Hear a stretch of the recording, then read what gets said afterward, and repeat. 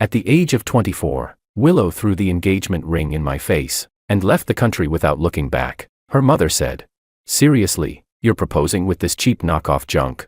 3 years later, I had made it big, famous, successful, worth hundreds of millions. Then Willow called me out of nowhere, her voice trembling with emotion. "Didn't you say that as long as I turned back, I'd find you still waiting for me?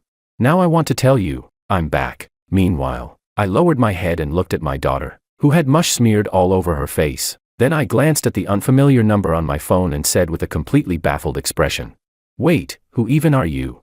The world went silent. My daughter, however, did not. She slapped her tiny hand straight into the carrot puree and splattered it all over my face. Chapter 1. The carrot puree was newly bought, imported, $28 for one tiny jar. I scooped out a little with a spoon and tested the temperature myself first. Not hot. Then I brought it to Emma's mouth. She clamped her lips shut and turned her head away. "Emma, be good. Open your mouth." She turned her face the other way. "This is healthy. Eat it and you'll grow tall." She looked at me with big, bright eyes. Then the next second, puffed, a perfect spit attack landed directly on my forehead. "All right, Emma, I raised you myself, so I'll take the hit.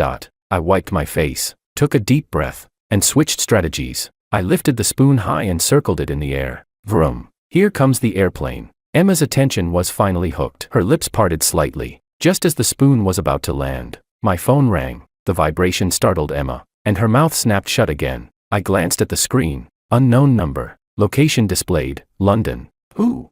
I wanted to hang up, but Emma had already lost interest in the spoon and started smacking her food tray, splattering carrot puree everywhere. I pinned down her tiny gremlin hands with one hand while answering the call with the other. "Hello, who's this?" The person on the other end called my name. "George," a woman's voice, cool, composed, her pronunciation soft and precise, with the slightest upward lilt at the end. My brain rapidly searched through possibilities. Debt collector? No, I didn't have loans. Telemarketer, using a London number. I asked again. "Who exactly are you?" There was a pause. Then she said, "I came back." Huh? I kept trying to coax Emma into eating while replying. "Came back where? You sure you've got the right number?" "Emma, stop grabbing the spoon," she said. "I'm standing where we promised we'd meet." That finally earned about 30% of my attention. Promise? What promise? Last week I'd promised David we'd play basketball, but he ditched me, and David definitely didn't sound like this. Confused, I asked. "Sorry, what promise are you talking about?" She replied. "At the entrance of the Central Art Museum, under the ginkgo tree." The ginkgo tree, the museum. My hand froze. Some dusty old folder in my memory suddenly creaked open. Back in college, there was a girl standing beneath that tree, her scarf lifted by the wind. "When you come back successful, I'll be waiting for you under this tree, no matter what." That had been 4 years ago. When I'd said those words, I was 23, broke as hell, with barely enough money in my pocket to buy her a bowl of beef noodles. Why? Willow. On the other end, she inhaled softly, relief slipping into her voice. "So you still remember?" Of course I remembered. How could I possibly forget the woman who threw an engagement ring in my face? More accurately, her mother threw it in my face, and Willow had stood there beside her without saying a word. "How did you get my number?" I asked. "You never changed it." I did change it. 3 times, actually. So the number she had saved shouldn't even work anymore. Then how did she find my current one? Whatever. Didn't matter. While I was distracted, Emma had pulled the entire jar of carrot puree into her arms and was happily stuffing fistfuls into her mouth, her whole face smeared orange. "Emma." I snatched the jar back, getting carrot puree all over my hand. The line went silent for a few seconds. Then she asked quietly, "What was that sound?" "Oh, my daughter." Chapter 2. Silence. Silence. A long, suffocating silence. I could even hear the rustling of ginkgo leaves in the wind on the other end of the call. Then, the next second, "What did you just say?" Willow's voice suddenly shot up half an octave. I said my daughter, 1 year and 2 months old. Right now she's smearing carrot puree all over me. "Emma, don't rub it into your hair." I wedged the phone between my shoulder and ear while using my other hand to stop Emma. This kid was freakishly strong. She grabbed my ear and refused to let go. You got married?" Willow's voice trembled. "No." "Then how do you have a..." "She's adopted," I interrupted. "Long story short, what do you need?" "I'm kinda busy over here. I'm standing under the ginkgo tree waiting for you," she repeated herself, talking much faster now. I flew 12 hours back from London. I lifted Emma out of the high chair. Her tiny foot kicked over the cup, spilling water across the entire table. "Well," I carefully chose my words, "maybe you should find somewhere indoors to sit first. Temperature dropped today. It's pretty cold outside. George. Yeah. You're not coming. I glanced at Emma in my arms. She burped. Carrot flavored. I need to bathe my daughter first. She's covered head to toe in carrot puree. A faint sound came through the phone, like something cracking apart. I didn't pay much attention. Emma had started grabbing her hair again. Well then, take care of yourself. I hung up. Emma grinned at me, showing 4 tiny baby teeth, her whole face smeared orange. Your dad is seriously busy. Huh? I complained helplessly, tapping the tip of her nose. She burped again. My phone buzzed. WeChat message from, David won't repay even if he dies. David, you there? Basketball tonight? I typed one-handed. Not going. My daughter just pasted carrot puree all over my face. Need to bathe her. Oh right. Willow just called me. 3 seconds after sending it, David immediately fired back a 60-second voice message. I tapped it open. He practically screamed. Which Willow? That Willow. The one whose mom threw the ring in your face 3 years ago. I lowered the volume so Emma wouldn't get startled. Yeah, that one. She said she came back and is waiting for me under the ginkgo tree. David sent another voice message. Holy shit, did you go? Nope. Emma needs a bath. David sent 5 reaction memes in a row, a thumbs up emoji, a clapping emoji, a throwing flowers emoji, a laughing with tears emoji, and a meme about broadening one's horizons. Right after that came a text, does she know you run a company now? I replied, probably not. I haven't been in contact with her. Does she know Luminex technology belongs to you? I replied, she didn't even know I changed my phone number. How would she know that? David sent, that's perfect. Bro, do you know what this is called? I asked. What? David replied, this is premium grade face slapping material. I tossed the phone aside and carried Emma into the bathroom. I turned on the faucet. Warm water streamed down. Emma loved baths the most. The moment she touched water, she started flailing excitedly and splashing everywhere. I crouched beside the bathtub, wiping the carrot puree off her face with a small towel, while Willow's voice occasionally drifted through my mind. 3 years. 3 years ago. It had been raining that day. The Liu family's living room was enormous. The sofa was white. Willow's mother wore a cheapao and held the old ring my mother had left behind.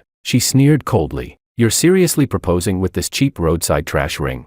The ring was thrown onto the floor. It bounced twice, then rolled to my feet. I bent down to pick it up, my back pinned beneath countless stairs. Willow stood at the turn of the staircase, looking at me, without saying a single word. Later, she went abroad. Later, I picked up the ring, wiped it clean, and locked it away in the deepest corner of a drawer. Then later still, my cousin got into an accident, and Emma became a child nobody wanted. The day I carried her home from the civil affairs office, she was only 4 months old, small enough to fit inside one palm. I traded that ring for 2 cans of baby formula, imported, expensive. Emma suddenly blew a spit bubble and slapped the water surface. I laughed. All right, all clean now. I scooped her up and wrapped her in a towel. Tomorrow I'm feeding you carrot puree again. And this time, you're actually eating it properly, Emma declared loudly. No. It was the second word she had learned recently. The first was daddy. The third was, no. Wrapped in her towel, I carried her back into the bedroom and changed her into a bunny pattern onesie. She curled up in my arms and slowly quieted down, her tiny fingers clutching the collar of my t-shirt. Wind began rising outside the window. I thought briefly about the person standing beneath that ginkgo tree, wondering whether she had left yet. Then Emma rolled over and kicked me straight in the chin. Never mind. Chapter 3. At 7 o'clock the next morning, the doorbell rang. One of my eyes cracked open. Emma was sprawled across my chest, drooling in her sleep. The doorbell rang again. Coming. I gently placed Emma in the middle of the bed, surrounded her with pillows, and shuffled to the door in my slippers. Standing outside was Anna. She wore a mint green hoodie, her hair casually tied into a ponytail, and carried a bag of mini steamed buns in her hand. Emma finished her teething biscuits yesterday, she said. I bought some steamed buns downstairs as a substitute. She handed me the bag and peeked inside. She's still asleep. Just rolled over a minute ago. I smiled. Come in. Anna was the tenant from apartment 602 and a pediatrician at the local community hospital. She'd moved in half a year ago, and at first we barely interacted, until one night Emma came down with a fever. I'd been running around the entire neighborhood carrying her, desperately searching for a clinic, when I ran into Anna in the elevator just as she was getting off her night shift. She took Emma from my arms, felt her forehead, and calmly said, Rosiella, don't panic. From that day onward, she somehow became my free childcare consultant, Emma's unofficial godmother, and the primary sponsor of everything edible in my refrigerator. Anna changed into slippers and walked in, skillfully avoiding the toys scattered across the living room floor before entering the bedroom and picking Emma up. Emma whined twice, opened her eyes, and immediately broke into a grin the moment she saw Anna, reaching out to yank her hair. Ow, there you go pulling again. Anna swept her hair aside and pinched Emma's cheek. Did you sleep well last night? I shrugged. Pretty decent. Only kicked me 3 times. I walked into the kitchen to boil water. You've got a red mark on your face, Anna commented. 3rd kick. Anna laughed softly and sat down on the living room sofa with Emma in her arms. Emma had already started gnawing on the mini steamed buns with intense concentration, drool and bun crumbs smearing all over her hands. I was in the kitchen mixing formula when I heard Anna talking to Emma outside. Emma, the weather's nice today. Want to go to the park this afternoon? Emma answered firmly. No. Then stay home. No want. Then what do you want to do? With complete seriousness, Emma dug the chewed up bun out of her mouth and offered it to Anna. Anna stared at it speechlessly. Thank you, but I'm not hungry. I carried the milk bottle out of the kitchen and was just about to say something when the doorbell rang again. Anna and I exchanged a glance. You expecting someone? She asked. No. I walked over and opened the door. Standing outside was Willow. She hadn't changed much from 3 years ago. Long hair draped over her shoulders, beige trench coat, light makeup, faint dark circles beneath her eyes. She was looking at me too. Her gaze traveled from my messy hair and wrinkled pajamas all the way down to the baby bottle in my hand. How do you know where I live? I asked. I asked someone to look it up. Her voice sounded slightly hoarse. Probably hadn't slept last night. You never answered after hanging up yesterday. My phone was on silent. Emma can't sleep if it's noisy. Can I come in?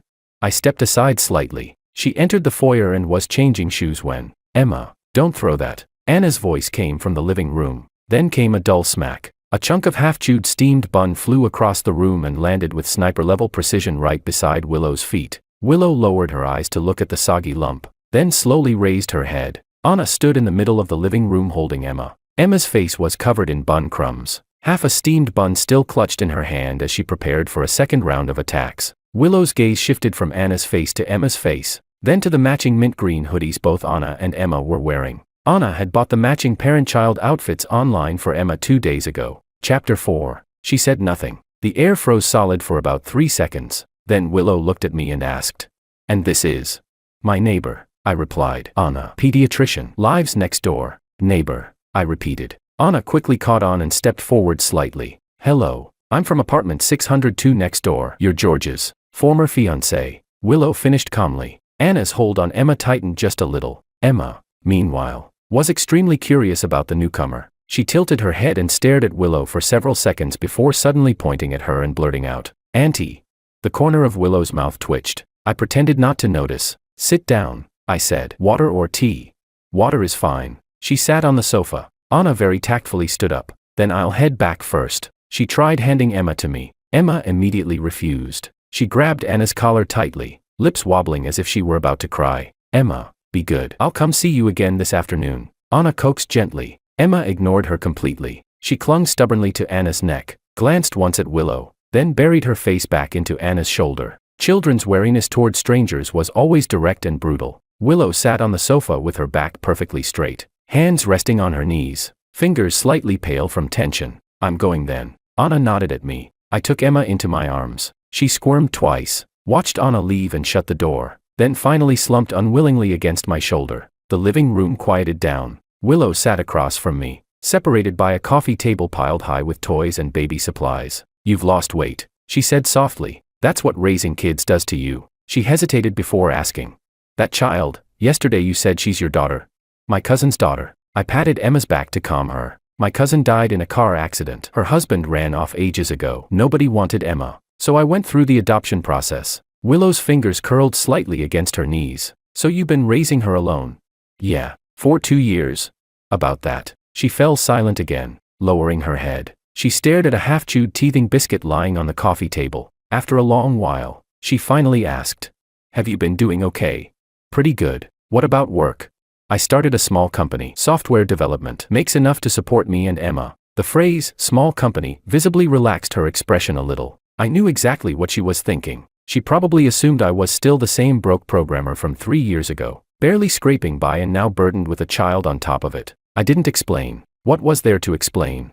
Luminex Tech's revenue numbers from last year, the amount from 3 rounds of funding, the government contract we landed last month. None of that had anything to do with her anymore. Emma yawned against my shoulder, drooling all over my collar. "Willow." She looked up. I asked, So what exactly did you come here for?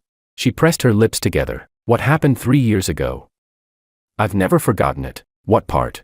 She looked at me, faint red veins visible in her eyes. You promised you'd wait for me. Oh, that. I really had said it. Under the ginkgo tree outside the art museum, 23-year-old me had sworn I would wait for her. Back then, I thought waiting for someone was the easiest thing in the world. Then her mother threw the ring in my face, and I learned that the hardest thing in the world wasn't waiting. It was having someone tell you to your face that you were never worthy of waiting in the first place. That. I lowered my head and looked at the back of Emma's head. Her hair was soft and fine, much longer now. I thought that promise had been cancelled the day you left. You never said it still counted. The day I left. Willow stopped mid-sentence. The day she left. She hadn't said anything at all. She had only looked back at me once at the security checkpoint. I remembered that look clearly. I just never understood what it meant. I stood up. Anyway, I said, I need to make formula now. If there's nothing else. George. Yeah.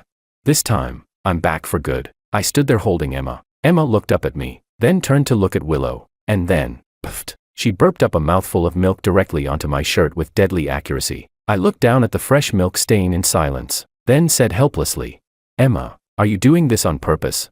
Emma giggled, showing all 4 tiny baby teeth as she clapped happily. Across from us, Willow gripped her cup so tightly that her knuckles turned stark white. Chapter 5. When Willow left, she left behind a business card, partner at a London design firm, gold embossed logo, and beneath it, in small print, Willow, senior partner. I tossed the card onto the shoe cabinet and turned around to continue raising my tiny chaos goblin. At 3 in the afternoon, David showed up. As always, he entered without knocking, using the fingerprint lock to let himself in. I was the idiot who had registered his fingerprint in the first place. I'd regretted it countless times since. You here? I was crouched on the floor building blocks while Emma dismantled them beside me. I built 1 block. She destroyed 2. Peak family harmony. David kicked off his shoes, grabbed a can of soda from the fridge, cracked it open, then sprawled onto the sofa with one leg crossed over the other. All right, he said after taking a sip. Tell me everything from the beginning. I looked at him speechlessly. Tell you what exactly?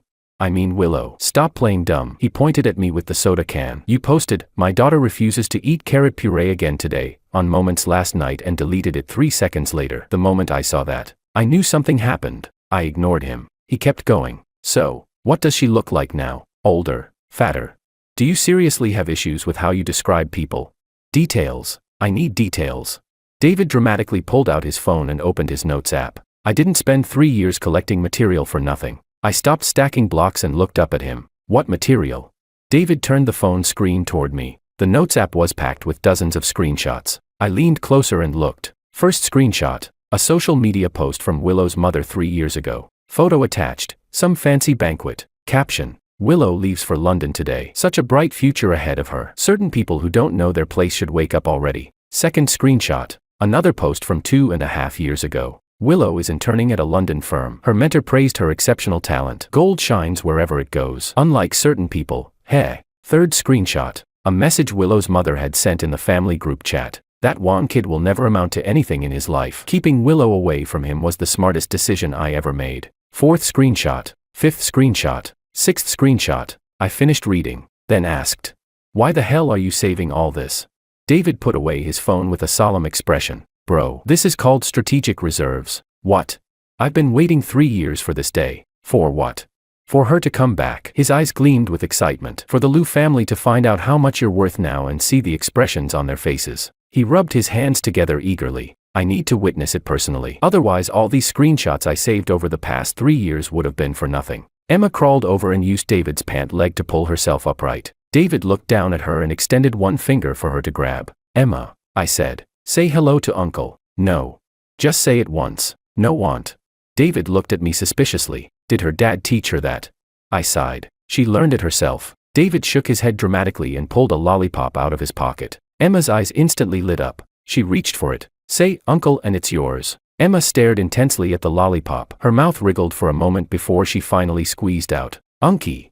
Good enough. Unky it is. As long as she's calling me. David handed over the lollipop triumphantly. She can't eat candy. I snatched it away immediately. Emma's entire face collapsed. Her lips trembled. Her eyes reddened. Oh no no no. Don't cry. Wayawa. I hurriedly picked her up, patting her back and trying to soothe her. Emma's crying had enough penetrating power to shake the paint off the walls upstairs and downstairs. David curled into the corner of the sofa, covering his ears. Did she train her lung capacity with you or something? Chapter 6. After 5 straight minutes of coaxing, Emma finally calmed down. Well, mostly. She downgraded from full-volume siren mode to soft sniffling, though one tiny hand was still reaching stubbornly toward David. Back to business. I placed Emma inside the playpen and handed her a teething stick. Willow came by this morning. David immediately sprayed soda everywhere. She came to your house. Yeah. Anna happened to be there too. Anna. David's eyes lit up instantly. And then Emma called Willow Auntie. David collapsed backward onto the sofa laughing so hard he nearly used all 4 limbs. Soda spilled all over his pants. Auntie, Emma really is biologically yours. No wait. Adoptively yours. No wait. That's enough. No it isn't. David wiped soda off his pants and pulled out his phone. Just wait. Willow's mom is definitely coming to find you. I bet $500 within 3 days. Betting on what exactly? That Madam Susan is absolutely going to pull the classic, I always knew you had potential, reversal. He cleared his throat dramatically and pinched his voice into a fake imitation of Willow's mother. Ah, George dear. Auntie always believed you were destined for greatness. Back then it was all just a misunderstanding. All a misunderstanding. Enough. Not enough. David suddenly turned serious. Do you know you ranked 7th on last month's Business Weekly Rising Entrepreneurs list? If the Liu family investigates your company. He paused and looked at me. At the exact same moment, we both said the same word. They're screwed. Not me. The Liu family's dignity was screwed. The harder they'd kicked me away 3 years ago, the more painfully awkward it would be trying to crawl back now. I sat down and picked up a rubber giraffe from Emma's playpen that had been chewed beyond recognition. I don't want to play these games. I know you don't. For once, David sounded genuinely serious. But bro, some things happen whether you want them to or not. Willow came looking for you herself. Her mom is definitely going to investigate your current situation. The moment she checks, she'll find Luminex Tech. And once she finds out about Luminex Tech, he picked up his phone again and pulled up another screenshot. A social media post from Willow's mother 3 years ago. It read, Willow deserves someone better. What qualifications does a broke nobody without even a house have?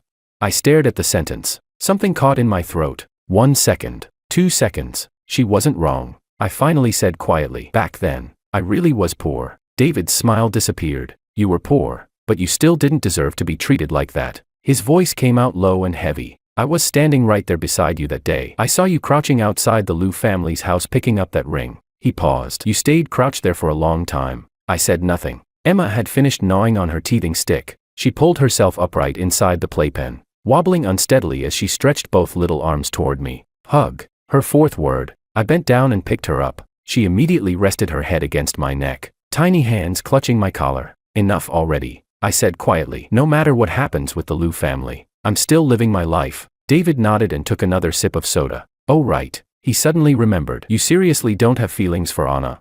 She's Emma's doctor and my neighbor. So what? So you cook an extra portion every day because you're afraid of wasting food? I threw Emma's teething stick at him. He dodged it. Emma burst into giggles. Traitor. Chapter 7. David 1. Not in 3 days. In 2. The next evening, I was in the kitchen stir-frying dinner while Emma sat in her playpen repeatedly smacking a screaming plastic duck toy when my phone rang. Unknown number. Local number. Hello. Is this Mr. George? A middle-aged woman's voice, extremely polite, with a layer of deliberately forced warmth. Speaking. Who is this? I'm Pilar. Susan's friend, you know. From your neighborhood property management, the homeowners meeting last time. Remember, Pilar. Just get to the point. The other end paused briefly before continuing. Well, it's like this. A friend of mine would like to invite you to dinner the evening after tomorrow. Just catching up. Which friend? Susan. You know her. I set down the spatula. Cooking smoke caught in my throat. A mess. Susan. Yes. She said it's just a casual meal. Old friends getting together. Old friends. 3 years ago. The last thing that old friend had said to me was, hurry up and get out. Don't dirty my floors. I asked. What time the evening after tomorrow? 7 o'clock. Private restaurant near the International Trade Center. I'll send you the address. I thought for a moment before asking the truly important question. Can I bring a child? A child? My daughter. She's 1. I can't find anyone to babysit. The woman hesitated for 3 full seconds. Probably. Let me ask. After hanging up, I transferred $500 to David. Note attached. You won. David replied instantly. Here's a bonus piece of intel. Susan posted on her wifey circle yesterday, saying life is full of surprises. 3 sun emoji. I'm guessing she's already found out about Luminex technology. I replied with a simple, David immediately sent another message. Take me with you. I replied with a flood of question marks. This kind of historic moment, if I miss it, my life won't be complete. Just say I'm your business partner, which technically isn't even fake. I thought about it and replied, fine. You carry Emma's diaper bag. Deal. The evening after tomorrow. International Trade Center. Private restaurant. The private dining room was huge. Round table with a white tablecloth. A flower arrangement in the center. Warm yellow lighting. Susan Liu sat in the seat of honor. She looked older than 3 years ago, but still very well maintained. Burgundy cheapao. Pearl necklace around her neck. Willow sat on her right. Black cocktail dress. Hair pinned up, exposing a graceful stretch of neck. There were also several unfamiliar faces around the table. Probably Liu family friends brought in to fill seats and create atmosphere. The moment I walked in holding Emma, every single gaze in the room landed on me. I was wearing a gray hoodie. Because Emma had thrown up milk in the taxi earlier, there was still a damp stain on the front. Emma wore the floral onesie Anna bought yesterday, plus a tiny butterfly hair clip. Easily the most fashionable person in the room. David followed behind me in a full suit and leather shoes. Susan stood up immediately. Her expression management was impressive. Only the tiny twitch at the corner of her mouth betrayed her. George, you're here. Come, sit down. Her voice radiated forced enthusiasm. And this must be Emma. Oh my. She looks so spirited. Emma stared at Susan for 3 seconds. Susan's smile widened even further as she reached out to touch Emma's cheek. Emma tilted her head slightly. Her tiny brows slowly furrowed. Then her mouth opened. Big. My heart instantly rose into my throat. Big Mons. The entire room went silent. Big monster. Emma completed the sentence with absolute clarity. Somewhere behind me, I heard David biting down on a soda can to stop himself from exploding. Susan's smile froze completely on her face. Haha, children. You know how they are. She let out 2 awkward dry laughs and withdrew her hand. Kids say the funniest things.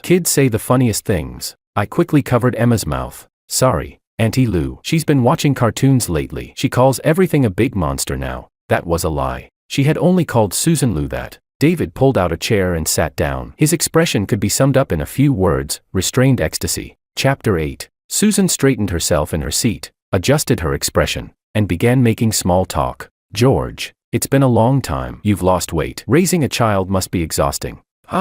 Not too bad. Raising one alone isn't easy. Look at you, working and taking care of Emma at the same time. Auntie really feels for you. I scooped a piece of tofu into my bowl. Susan continued, by the way, I heard you started your own company.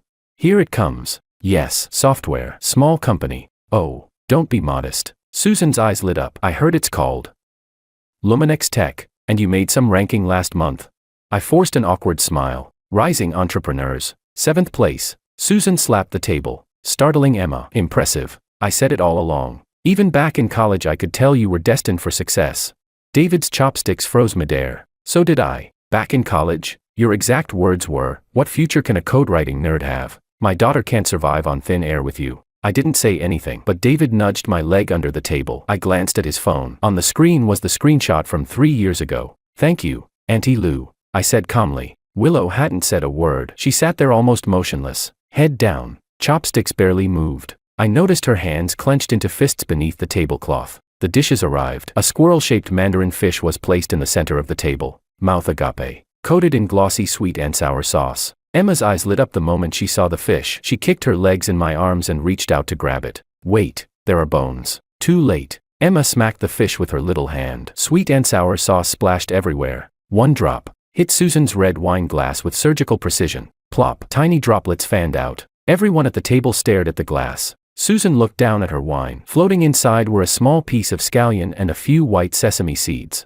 She chuckled awkwardly. Kids, you know, so lively. David expressionlessly pulled out his phone, pretending to check a message. Out of the corner of my eye, I saw a line on his screen. Notes, Emma wreaks havoc at Liu family dinner. Round 1. The rest of the meal was a mess. Emma knocked over a bowl of soup, tugged Susan's napkin, spat chewed rice on the tablecloth, and eventually fell asleep on my shoulder, leaving a wet trail. Susan Liu maintained a professional, polite smile the entire time. Finally, dessert arrived, and she decided to cut to the point. George, she put down her chopsticks, hands folded, about what happened back then.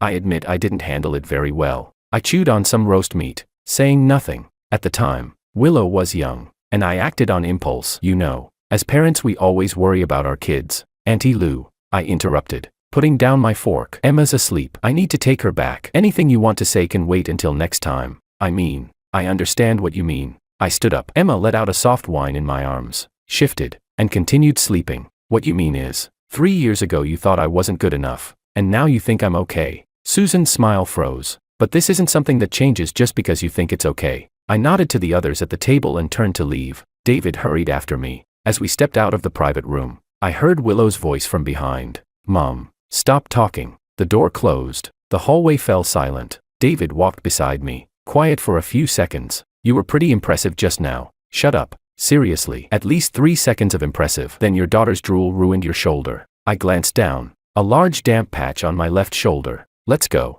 In the elevator, David glanced at his phone and snickered. What is it? I asked. Susan just posted a new status, family reunion. Warm and happy, with a photo of tonight's dining table. I leaned over to look. The photo showed Susan, Willow, and a blurry gray hoodie figure. She photoshopped your back into the family reunion picture. I was speechless. David locked his phone and patted my shoulder. Bro, in the Liu family's social feed, you've officially upgraded from poor kid to family member. Can you stop laughing?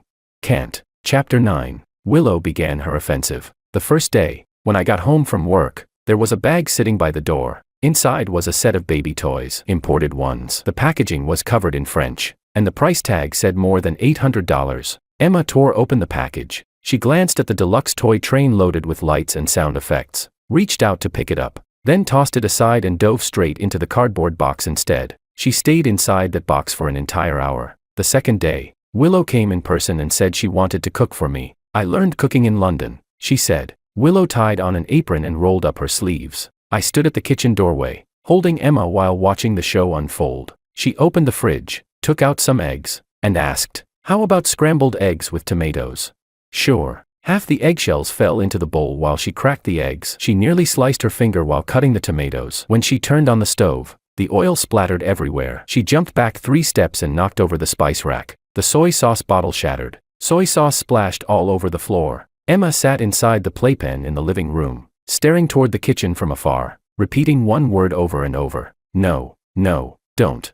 I grabbed the mop and walked into the kitchen. You should go out, I said. I'll handle this. Willow stood in the middle of the soy sauce mess, her apron covered in egg mixture and oil stains, half her hair falling loose, still clutching the spatula in her hand, the look in her eyes. How should I put it? She looked like a cat caught in the rain. The pride was still there, but barely holding together. I can learn, she said. I nodded. Yeah, but you don't need to practice at my place. Her fingers tightened around the spatula. I reminded her. The stove's still on. She turned around. The oil in the pan was already smoking. I grabbed her arm and reached over to turn off the fire. We were very close. Her breath brushed against my chin. I let go and stepped back. Go sit in the living room first, I said. I'll clean this up. She stood there motionless, her fingers curling and uncurling. In the end, she untied the apron, folded it neatly onto the counter, and walked out. I crouched down to wipe the soy sauce off the floor when I heard Emma's voice from the living room. Auntie. Then came crying. Emma's crying. I rushed out in 2 strides. Emma sat in the playpen with her head tilted back, bawling at the top of her lungs. Willow was crouching outside the playpen, both hands pulled back in front of her, looking completely lost. In a small voice, Willow said, I just touched her head. Emma was crying so hard her whole body shook, snot bubbles forming from her nose. I picked her up. She immediately buried her face into my neck, her sobs softening a little. She's not very comfortable around strangers, I said. Willow slowly stood up. Strangers, she repeated. Her voice was very soft. The third day, Willow came to my company looking for me. I wasn't there. I was out meeting a client. She waited at the reception desk for half an hour and happened to run into David, who had just come out of a meeting room. Later, David described the entire thing to me. She asked me when you'd be back, David said. I told her I wasn't sure. Then she asked if she could look around the company. I said yes. And then I showed her around. David took a sip of water before continuing. She saw the office area, the meeting rooms, the partner logos on the display wall, Tencent, ByteDance, and O. She also saw Emma's photo on your desk. What was her reaction? She stood there for a long time, David said. She stared at those logos on the wall forever. Then when she left, she walked straight into a doorframe. I could picture the scene perfectly. Don't tell me you said something to her, I asked. I only said one sentence. What sentence? He said. I told her our President Wang has been really busy these past few years, raising a kid while running the company. Basically no time for a social life. Dr. Anna from the clinic next door helped out a lot. She's a really nice person. That's all I said. Just objective facts. Speechless, I said. Why would you bring up Anna? David winked at me. Objective facts. I wanted to punch him, but I didn't. Because Emma was sitting on his lap chewing on his tie. Chapter 10. That night, Anna came over for dinner. This was part of our routine. If she wasn't on shift after work, she'd come by to help make baby food for Emma. Emma especially loved the pumpkin puree she made. I was stir-frying in the kitchen while Anna sat on the living room floor playing stacking blocks with Emma. Emma handed the blocks to Anna one by one. Anna stacked them up. As soon as the tower reached the 5th layer, Emma reached out and smacked the whole thing down with one slap. Crash. Then she clapped her hands and burst out laughing. Aha. Anna laughed too and started stacking again. Emma knocked it down again. Stack again. Smash again. The cycle repeated 7 or 8 times. I carried the dishes out and set them on the table helplessly. You two could seriously play this all night. She's got real talent for demolition, Anna said as she picked Emma up and sat beside the dining table. She could become an engineer someday. I laughed. A demolition engineer. Still an engineer, she replied. I tied a bib around Emma's neck while Anna fed her pumpkin puree with a small spoon. Emma opened her mouth obediently for every bite. One spoonful after another. So well behaved it was unbelievable. I sat down and said, she only eats properly when she's with you. If I feed her, it takes half an hour. Maybe your airplane act isn't animated enough, Anna said. I protested. My airplane act is very animated. She replied. That's why she spits all over your face. I had nothing to say after that. We ate quietly for a while. Emma finished the pumpkin puree and started chewing on Anna's sleeve. Anna simply let her chew while continuing to eat with her other hand. The warm yellow kitchen light fell over the two of them. I watched for 2 seconds. What is it? Anna looked up. Nothing. I lowered my head and continued eating. The doorbell rang. I put down my chopsticks and went to open the door. The door opened a crack. Willow stood in the hallway. She wore a light gray coat with her hair down, carrying a thermal container in her hand. I made pork rib soup, she said. Last time was a disaster, so this time I followed a tutorial. Her gaze moved past my shoulder toward the living room. Anna was feeding the last spoonful of pumpkin puree into Emma's mouth, casually wiping the residue from the corner of Emma's lips afterward. Emma grinned at Anna and patted her cheek with her tiny hand. The scene froze for half a second. The thermal container in Willow's hand wobbled slightly. You're having dinner, she said. Her voice had gone flat. Yeah. Do you want to come in? No. She handed me the container. You can heat the soup up yourself. Then she turned and left. The sound of her heels echoed farther and farther down the hallway. One step at a time. Controlled. Restrained. I carried the thermal container back to the table. Anna glanced at me but didn't ask anything. Emma reached toward the container. Want? You can't drink this, I said. Too greasy. Want? No. She puffed up her cheeks. No. Want? She had the words in the wrong order, but her attitude came through loud and clear. I opened the thermal container. Pork rib soup. Honestly, it looked way better than I expected. The broth was clear, with a few goji berries floating on top. I took a sip. Too salty, but still 100 times better than last time's soy sauce disaster. Chapter 11. Luminex Tech's 3rd anniversary celebration. David had spent an entire month preparing for it. The venue was an open-air creative park in South City, complete with lighting rigs and a stage. All 70-plus employees showed up, along with business partners and media guests. Around 200 people in total. I originally wanted to go in casual clothes. David nearly lost his mind over it. You're the CEO, he said. You represent the company image. If you walk out dressed like that, clients are gonna think we're about to go bankrupt. In the end, I compromised. Black suit, white dress shirt. The tie was picked out by Emma. It had little yellow ducks printed all over it. I stared at it in confusion. Isn't this tie a little? Emma picked it. David cut in, giving me a look that clearly said try refusing her.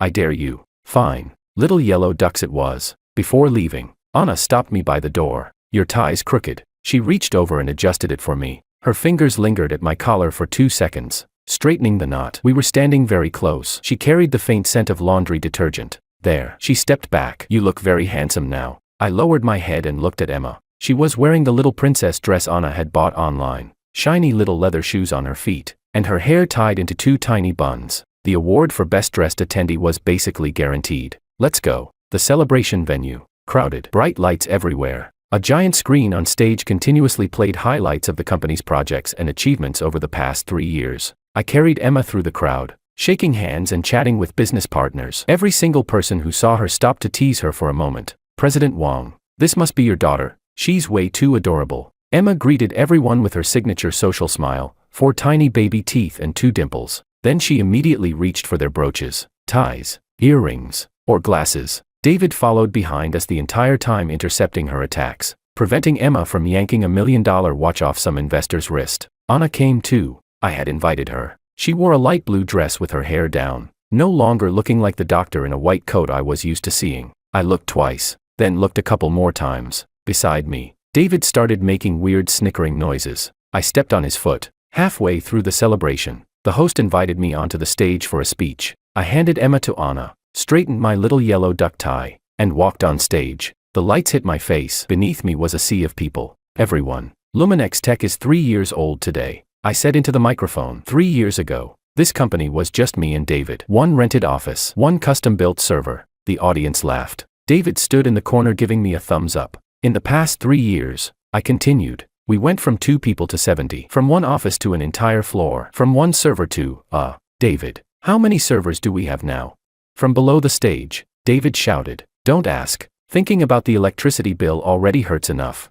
Another wave of laughter. To be honest, I said, the hardest part these past 3 years wasn't fundraising, negotiating with clients, or working overtime until 3 in the morning. I paused. The hardest part was debugging code while trying to put my daughter to sleep at the same time. The laughter grew louder. Someone whistled. She's here tonight too. I looked toward the audience. Emma. Anna stood in the front row holding Emma. The moment Emma saw me on stage, she raised both little hands high into the air and kicked her legs, demanding to come up. Anna set her down. Emma waddled toward the stairs in her little leather shoes. David hurried over to help her climb onto the stage. Emma walked to my side, tilted her head up at me, and held out her arms. I picked her up with one hand. This, I said, is the most important lady in my life. Emma grabbed the microphone and immediately tried shoving it into her mouth. The entire audience burst into laughter. Applause erupted everywhere. And that was when I saw Willow. She stood at the edge of the venue wearing a wine-red evening dress, her hair pinned up elegantly. I had no idea when she arrived. Beside her stood Susan, dressed head to toe in luxury brands, the pearl necklace around her neck gleaming under the lights. Susan wore the exact expression of someone about to announce earth-shattering news. My instincts immediately screamed one thing. This was bad. Chapter 12. The speech ended. I carried Emma off the stage. The moment I reached the lounge area, Susan came over. George. Her voice cut straight through the noise around us. That speech was wonderful. Auntie almost cried watching you up there. Her eyes were so dry they could probably spark a fire. Mrs. Liu. I nodded politely. Come. Let me introduce you. She grabbed my arm and pulled me toward a nearby group of people. This is Boss Lin from Hepping Group. And this is Mrs. Wu from the Wu family. Everyone. This is the young man I told you about. George, founder of Luminex Tech, and also my daughter Willow's. I raised a hand. Mrs. Liu. She turned to look at me. I asked, also your daughter's what? The air froze for a second. Susan opened her mouth. I mean, old friend. She forced out an awkward laugh. Old friends from college. After all. Boss Lin and Mrs. Wu exchanged a glance beside her. At that moment, a male voice sounded from nearby. President Wang. Is this your wife? One of our business partners walked over, his gaze shifting behind me. I turned around. Anna stood 2 steps behind me, holding Emma's little coat in her hands. She had gone to grab Emma's things earlier and had followed behind me afterward. Oh, this is, I had just started introducing her. Emma twisted around in my arms, spotted Anna, and immediately stretched both hands toward her. Mommy. That word, clear, loud, at a 200-person company celebration. Its impact was basically equivalent to a fire alarm. Everyone fell silent. Anna froze mid-motion, still holding the coat. My mind went completely blank. 3 meters away, Willow tilted her champagne glass slightly, spilling a little wine over the rim. Susan's pearl necklace suddenly looked one size tighter around her neck. At the very back of the crowd, David raised his can of cola and silently gave me a thumbs up. Anna pressed her lips together. Emma, she said, her voice trembling slightly. She's never called me that before. She really hasn't. My ears were burning. Emma, meanwhile, couldn't care less about any of this. She struggled toward Anna, repeating nonstop. Mommy hug. Mommy hug. Anna's fingers tightened around the little coat in her hands. Then she stepped forward and took Emma from me. Emma immediately curled up against her chest, satisfied and finally quiet. All 200 people at the event watched this scene unfold, while an indescribably strange atmosphere spread through the air. Ahem. I cleared my throat and turned to the business partner. This is Dr. Anna, my neighbor, and someone very important to Emma. I glanced at Anna. She was looking at me too. Something shimmered in her eyes. I said, someone very important to Emma. Anna's eyelashes trembled slightly. Willow turned around and walked toward the venue exit. Her back remained perfectly straight. Her steps were fast. The sound of her high heels striking the floor was drowned out by the music, but I still heard it. Chapter 13. 3 days after the celebration, David stormed into my office first thing in the morning, tablet in hand. Sam made his move. Who?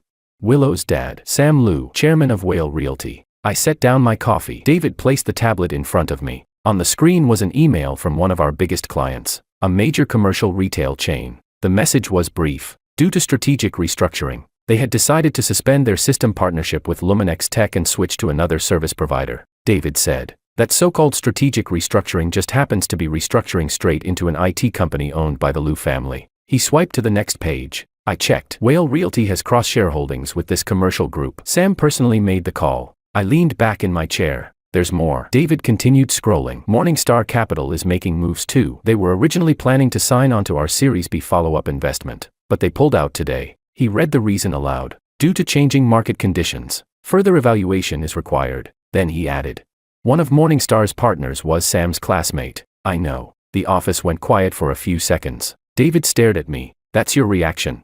I picked up my coffee and took a sip. How much revenue does that commercial group contract account for?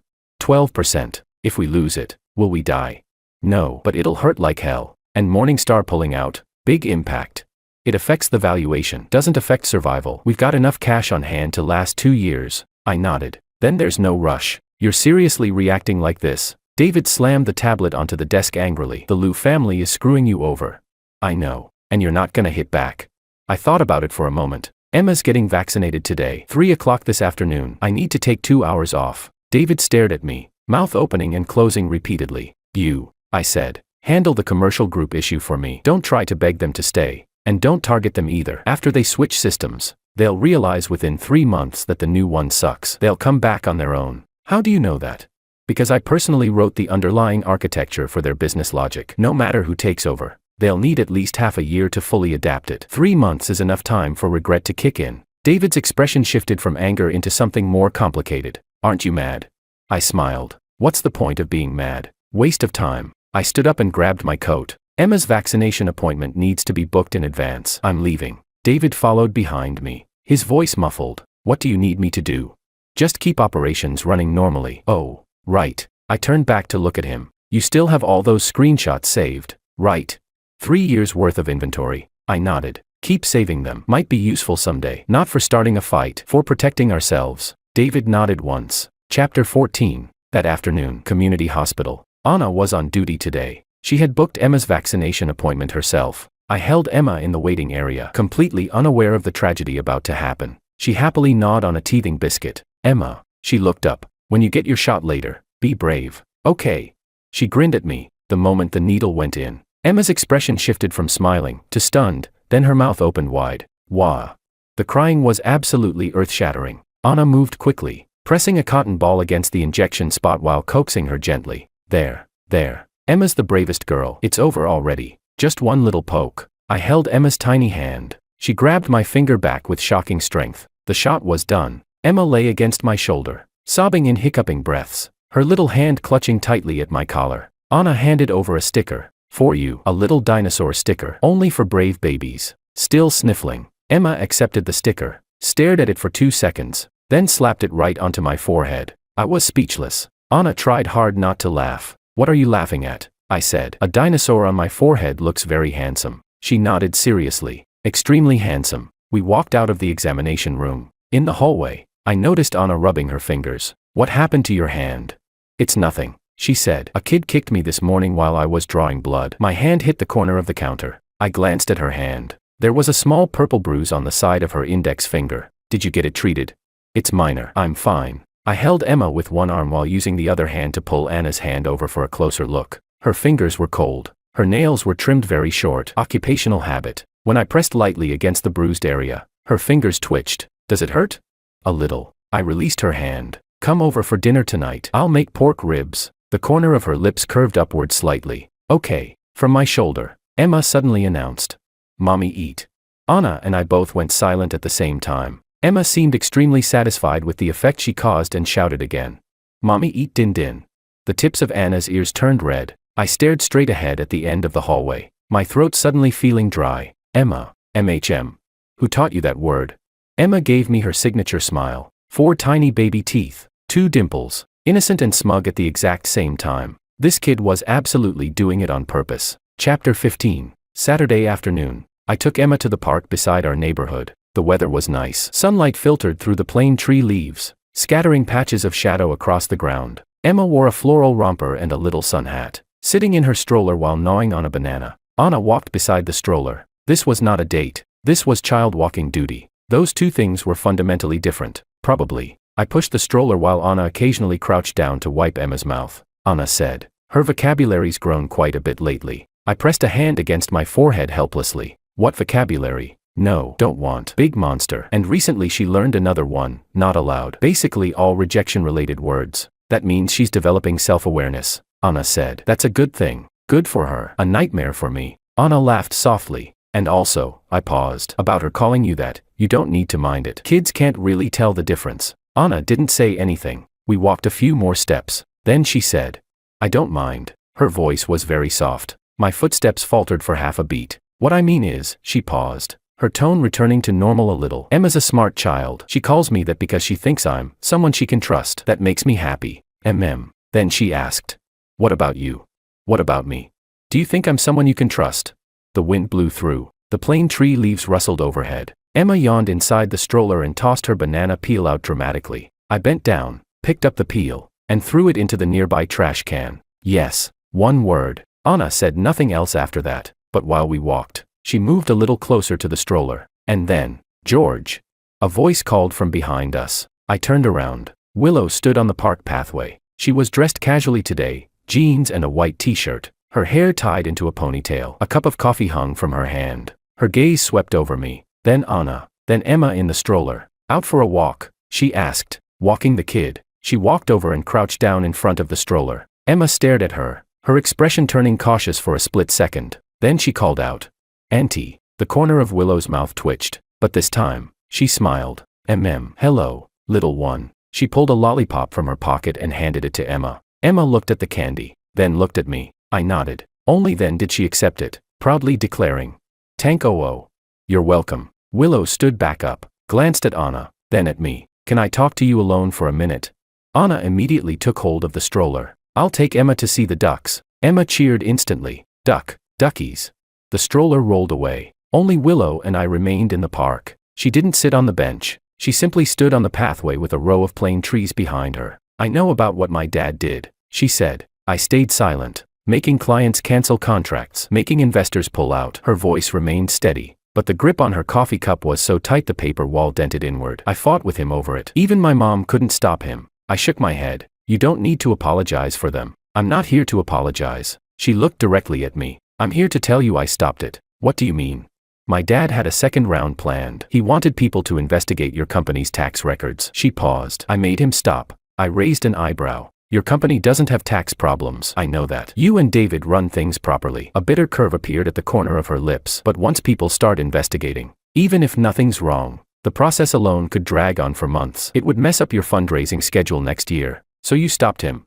She nodded. "Yeah." Then she said quietly, "I told my dad that if he touched you again, I wouldn't go back to the Liu family anymore." Chapter 16. The wind blew again. A few loose strands of her ponytail were swept free. "I did one more thing too." She pulled out her phone, opened an email, and handed it to me. The sender was Willow Liu. The recipient was the CEO of the commercial group that had canceled our contract. The general meaning of the email was, "As the daughter of Sam Liu, regarding your company's recent termination of cooperation with Luminex Tech, if this decision was made under pressure from my family, I sincerely apologize. Luminex Tech is an independently operated company and has no financial relationship with the Liu family. I am willing, in my personal capacity, to bear all legal and commercial responsibility arising from this matter." I finished reading it, then looked up at her. "You actually sent this email?"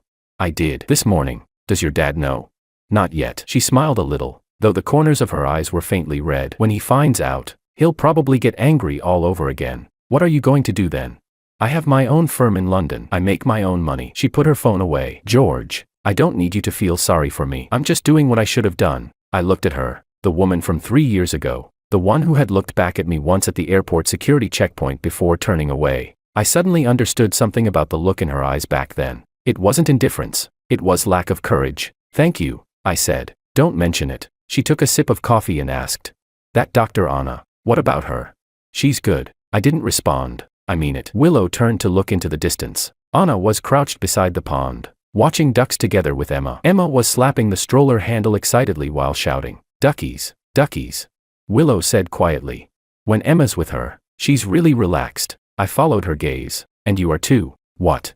When you're with her, your shoulders are relaxed. She paused. When you were with me, your shoulders were always tense. After saying that, she tossed the coffee cup into a trash can. I'm leaving. Go spend time with them. Willow. She stopped walking. You'll meet the right person too. With her back facing me, she stayed silent for 2 seconds. Yeah, I know. Then she walked away. Her steps were much lighter than the sound of those high heels from before. From far away, Emma spotted me walking back and immediately held up a fallen leaf she had picked up. Daddy, leafy.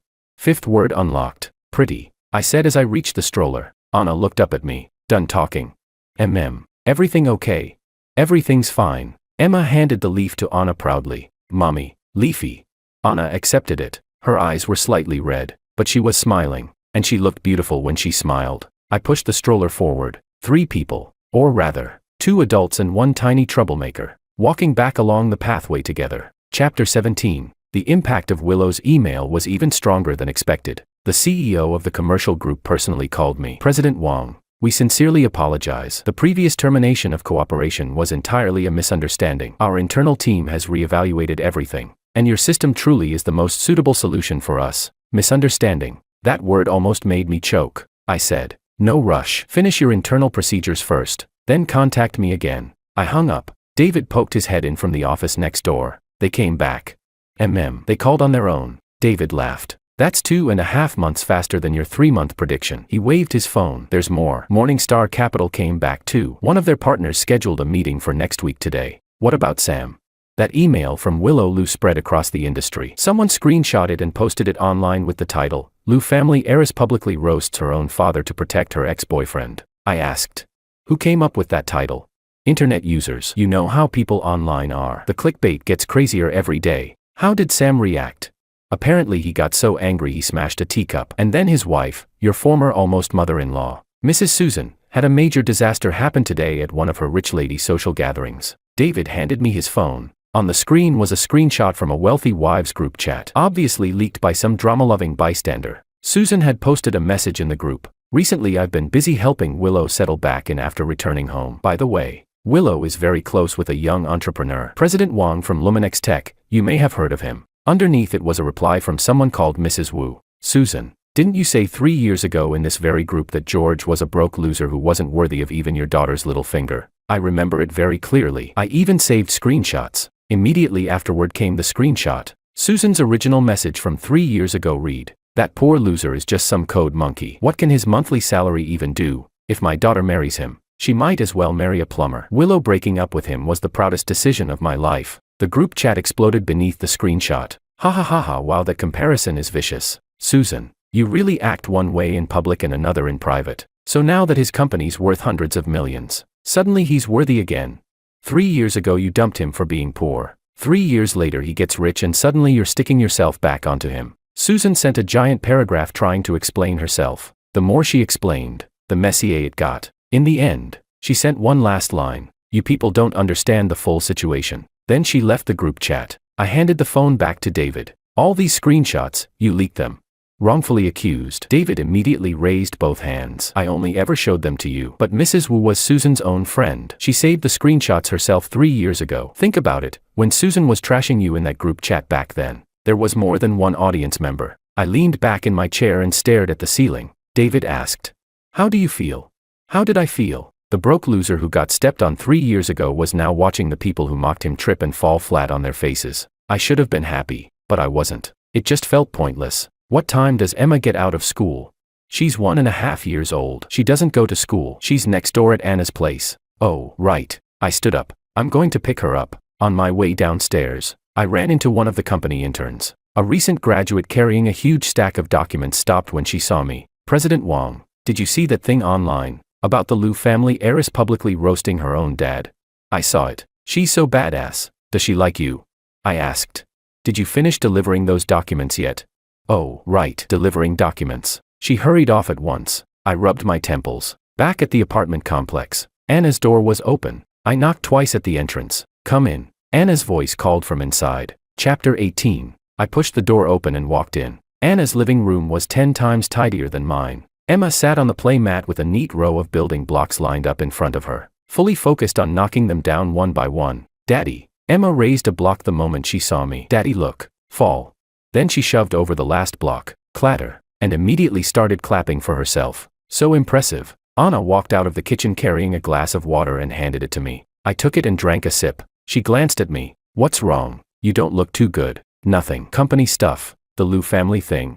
I looked at her. You know too. She nodded. Luna from your company's front desk is my high school classmate. She posted about it on social media. I was speechless. Anna sat down beside me, leaving exactly 1 Emma width of distance between us. Is it serious? She asked. Not anymore. Willow stepped in and stopped some of it. The client came back too. Then why do you still look unhappy? I lowered my head and looked at Emma. She had lined the blocks up all over again and was now staring at me expectantly, waiting for me to watch her dramatic destruction performance. I was thinking about something. What? When Emma grows up, if someone treats her badly someday, what should I teach her to do? Anna stayed quiet for a few seconds. Then she asked. Are you overthinking things today? Probably, she said. Right now Emma's biggest concern is whether carrot puree tastes good or not. Anna reached over to straighten one of the crooked blocks for Emma. By the time she grows up, you'll know what to teach her. She paused. You'll be a good father. How do you know? Because you already are. Emma knocked the blocks down again. Crash. Fall down. She shouted while clapping and giggling wildly. I laughed too. Anna watched me laugh, and the corners of her lips lifted along with mine. Then Emma stood up, wobbling forward 2 unstable steps before plopping herself onto my lap, then immediately plopping herself onto Anna's lap too. More accurately, she positioned herself sideways between both of us. Her left leg rested on my lap. Her right leg rested on Anna's. One tiny hand grabbed one of my fingers. The other grabbed Anna's. Then she closed her eyes and yawned. I asked. What exactly is she doing? She's building a bridge. Anna's voice sounded slightly muffled. What kind of bridge? A people bridge. Emma held onto both our hands tightly. Anna's fingertips brushed against the back of my hand. Neither of us moved. Emma's breathing gradually became steady and even. Outside the window, the afternoon sunlight slanted inward, falling softly across Emma's face. I slowly turned my hand over. My fingertips touched Anna's fingertips. She didn't pull away. Chapter 19. Things settled down faster than expected. The commercial group renewed the contract. The terms were even better than before. At the signing dinner, the CEO personally toasted me 3 times and said, if anything comes up in the future, contact me directly. That Liu guy doesn't mean a damn thing anymore. Morningstar Capital also came back. Their Series B follow-up investment increased by 20% compared to the original amount. One of the partners privately told David. George got targeted from every direction and didn't make a sound the entire time. Didn't even post some passive-aggressive rant online. A person like that is either an idiot or someone with real composure. I'm betting on the second one. Things quieted down on the Liu family side too. After Willow confronted her father, Sam stayed silent for several days. In the end, Susan was the first to surrender. Not to me, to her rich lady social circle. After those screenshots spread around online, Susan's social life basically went into indefinite suspension. She deleted all her posts, even changed her profile picture to a lotus flower. Willow sent me a message on WeChat. Just one sentence. Tell Emma that the toy train Auntie gave her was custom handmade in France. Even if she still likes cardboard boxes more. I replied with a simple, okay. Then Emma snatched my phone away and somehow sent a string of complete keyboard gibberish. Willow replied with a smiling emoji described in text. Life returned to normal, or rather, slightly better than before. And that, slightly better, was Anna. She didn't change. She still came over after work every day to help take care of Emma. Still made pumpkin puree, steamed egg custard, millet porridge. Still crouched on the floor playing stacking blocks with Emma, stacking and knocking them down in an endless cycle. But some things were different. For example, after dinner, she no longer hurried home immediately. For example, while I washed dishes, she would wipe the table beside me, our hands occasionally brushing against each other. For example, after Emma fell asleep, we would sit together on the couch looking at our phones, each minding our own business, but our shoulders touching. Neither of us said anything out loud. David, meanwhile, was losing his mind over it. What exactly is going on between you two? He demanded dramatically. Are you together? Not together? Flirting stage? Trial period? Or did you two skip straight past dating into old married couple mode? Why do you care? Because I'm your daughter's godfather. Who appointed you? I appointed myself. From nearby, Emma delivered the finishing blow. Unky. Hear that? Emma agrees with me too. I ignored him. Until that night, Emma developed a fever. Not the mild kind babies get from rashes. She hit 39.8 degrees Celsius. I woke up in the middle of the night to her crying. The moment I touched her forehead, the heat terrified me. I picked her up and rushed toward the door. I didn't even put on slippers. The hallway lights were motion activated. I stomped once. The lights flicked on. The door next door opened. Anna stood there in pajamas. Her hair loose, eyes already open. Clearly, she hadn't gone to sleep yet. What happened to Emma?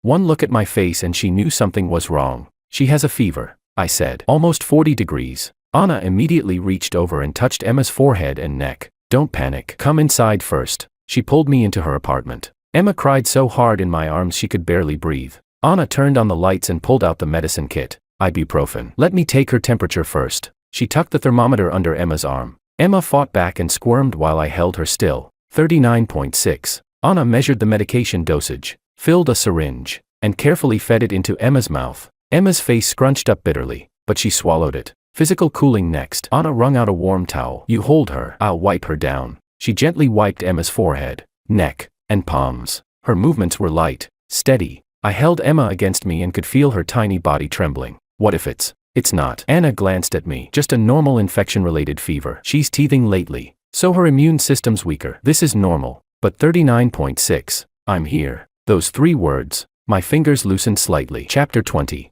Emma's crying gradually weakened. The medicine was taking effect. Her face was no longer as red as before. Anna checked her temperature again. 39.1. It's going down. She placed the towel back onto Emma's forehead and sat beside me. 3 in the morning. The lights in her living room were warm white, softer than the lighting in my apartment. Several parenting books were piled on the couch. A cup of flower tea had gone cold on the coffee table. She read parenting books every night. I lowered my head and looked at Emma. Her breathing had steadied a little. Her tiny hand still clutched my finger, eyes half open and half closed. George, your hands are shaking. I glanced down at my hands. They really were trembling. I'm scared. The words came out squeezed painfully from my throat. Emma's still so little. I swallowed hard. Every time she gets sick, I think about my cousin. My cousin died, and on the same day, Emma came down with a fever. It was my first time being a father. I didn't know anything. I held her in the emergency room hallway the entire night. Every time she cried, I started shaking too. Anna said nothing. Then you moved in next door. I took a breath. That night Emma had a fever. I ran into you in the elevator. You took her from me and said, "Don't panic." You know what those words meant to me. My throat tightened. Emma shifted in my arms and mumbled in her sleep.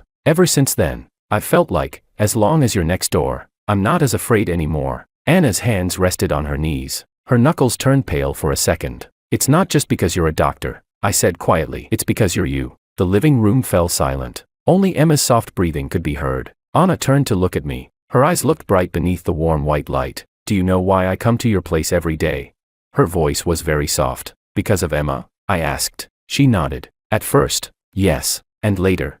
Later too. She paused before continuing. Plus you. My heart slammed hard against my ribs. I wanted to say something. My mouth opened slightly, but Emma suddenly stirred in my arms, blinking drowsily awake. She looked at me, then turned her head to look at Anna. Then she stretched out both little hands. One landed around my neck, the other rested on Anna's shoulder. Mommy, she murmured. Then, Daddy. And after that, she buried her face against us and went right back to sleep. Anna's nose turned red. I slowly reached out one hand. She placed hers into it. Our fingers intertwined. Emma's temperature slowly kept dropping. Outside the window, the sky shifted from black to dark blue, then from dark blue to pale gray. I leaned back against the couch, Emma asleep in my arms, my hand holding Anna's. The 3 of us curled together on that small sofa. No one moved. The next morning, 9 o'clock, I woke up on Anna's couch. My neck hurt so badly it felt broken. Emma's temperature had returned to normal, 36.5. She was full of energy again and currently gnawing on Anna's slipper on the floor. Emma, don't eat that. Anna walked out of the kitchen carrying a bowl of plain rice porridge and a small plate of pickled vegetables. Breakfast time. I sat at the table, rubbing my neck. Your neck was twisted at an angle the entire night, Anna said while handing me chopsticks. It's going to hurt today. It already does. I'll massage it for you tonight. She said it naturally, like we had already been living this way for a very long time. I lowered my head and drank some porridge. It was light and mild. The pickled vegetables were cut into tiny pieces. Emma crawled over, pulled herself up using my pant leg, and stared into my bowl. Want? It's just plain porridge. She can have a little. I cooled off a spoonful and fed it to her. To my surprise, she actually ate it. No spitting, no dramatic rejection. I sighed emotionally. She's really well behaved today. That's how kids are after a fever. Quiet for 2 days. Anna sat down beside me. Enjoy it while it lasts. In another couple days she'll go right back to normal. My phone buzzed. A message from David. Chapter 21. You still alive? There's a meeting at the company today. I replied. Alive. Emma had a fever last night. Stayed over at Anna's place. David instantly replied with a wall of exclamation marks. Then 10 consecutive messages came flying in. You stayed overnight at her place. What happened? Did you two finally? Answer me. If you're together, reply with 1. If you're not together, reply with 2. If you don't reply, I'm assuming it's 1. I hereby announce. My godfather status has become even more secure. You repaying for the next dinner gathering. I replied with a 2, then locked the screen. Anna leaned over and glanced at it. You replied with 2. You're lying. I looked at her. She said. It obviously should have been 1. Then she lowered her head to drink her porridge. The tips of her ears had turned completely red. Under the table, Emma shouted, Mommy, Daddy, Din Din. I unlocked my phone again, deleted the 2, typed a 1, sent. David's response came immediately. A voice message. Full 60 seconds. The content consisted entirely of uninterrupted screaming for 1 full minute. I muted my phone. From beneath the table, Emma shouted again, Duckies. There are no ducks at home, I said. I can go buy some at noon. Anna replied. I froze for a second. Buy ducks. Roast duck. That works too. Sunlight streamed through the window. It shone across the bowl of plain porridge on the table, the small plate of pickled vegetables, and the half-chewed teething biscuit Emma had abandoned. It shone across Anna's face, across Emma's tiny head. I sat at a dining table that didn't belong to me, eating a breakfast I didn't make myself, listening to my daughter call someone by a title I never taught her, and honestly, it felt pretty good, far better than the version of me 3 years ago, standing beneath the ginkgo trees saying, I'll wait for you. Back then, I had nothing. Now I have a daughter who knocks over building blocks, a neighbor who wipes soy sauce off for me, a bad friend who's been keeping screenshots for 3 years, and a bowl of plain porridge at just the right temperature. The phone wasn't ringing. Nobody was standing in the rain waiting for me anymore, but someone was sitting beside me, carefully blowing on my daughter's porridge so it wouldn't be too hot, and that was enough.